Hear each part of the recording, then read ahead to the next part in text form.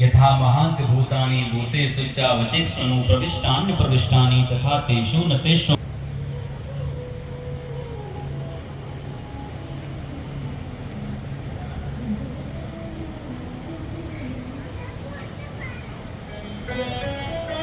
श्री भक्तवत्सल भगवान की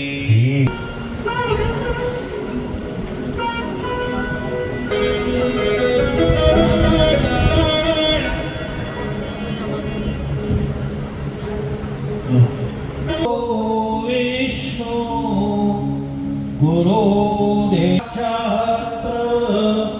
ब्रह्मा तस्मै श्री गुरुवे नमः।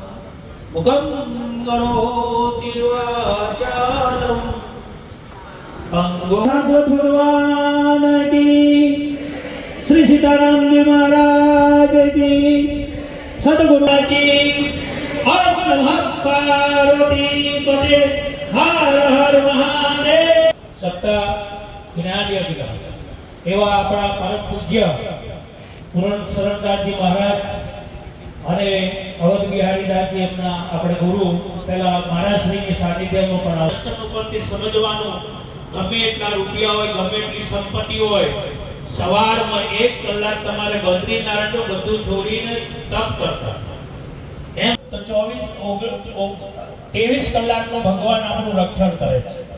એ વખતે કોઈ આપણા 1,84,000 ના કર્મ આવે તે ભગવાનની દયાથી તમે સ્મરણ કરો સવારના ઉઠેલા બ્રહ્મ મુહૂર્તમાં, તો એમાંથી ભગવાન આપણને શક્તિ આપે છે। આ પહેલું। બીજું છે કે જ્યારે દેવી પૂજી પદ કમલ તમારે સુર નર મુનિ જન ભય સુખારે, એ મનુ અને શત્રુપાએ તપ કર્યું। તપ વગર કઈ મળતું નથી, અહીંયા તપ જ કરવું પડશે। આ પૂરણચંદ્રદાસ મહારાજે કેવું જંગલ હતું, હે કેવું સુંદર, ગઢી માતા એક આપણે વૃક્ષ હતા, એવા ગૌશાળા, બીજા આપણા અહીંયા આજુબાજુના એક આવલી જે અવલી આપણો જિલ્લો છે ભાગ્યશાળી છે કે અહીંયા મહાપુરુષ એવા સદગુરુ સુંદરપુરા થઈ ગયા અને ભગવાન દાસ પછી અવધ બિહારી દાસ અને પૂરણચંદ્રદાસજી, એમાં આપણા મંદિરમાં એ બધા અહીંયા સંતોના ભૂમિ છે, એમાં જાગૃત કરવા માટે હતો। તો એ ભૂતને પુણ્ય મળે ને તો એનો ઉદ્ધાર થયો, તો આપણો કેમ ના થાય? હે એટલે નિયમિતથી આપણે આવજો। અને બીજું કે તમે ભગવાનનો શબ્દ સાંભળો ત્યારે ભગવાનની લીલાનો અનુભવ કરવાનો। શું કરવાનો? કથા એટલે થાક ઉતરે, અને કથા સાંભળ્યા પછી આપણું જીવન બદલાવવું જોઈએ અને આપણો સ્વભાવ બદલાવવો જોઈએ।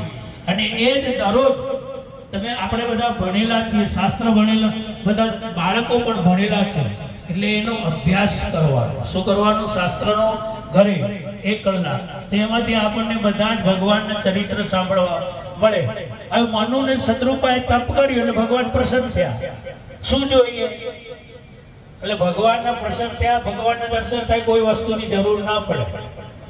ત્યારે માતાની ઈચ્છા રહી ગઈ, વાત્સલ્ય ભાવ, એ કે મને સંતાન જોયું પણ તમારે જેવું જોઈએ।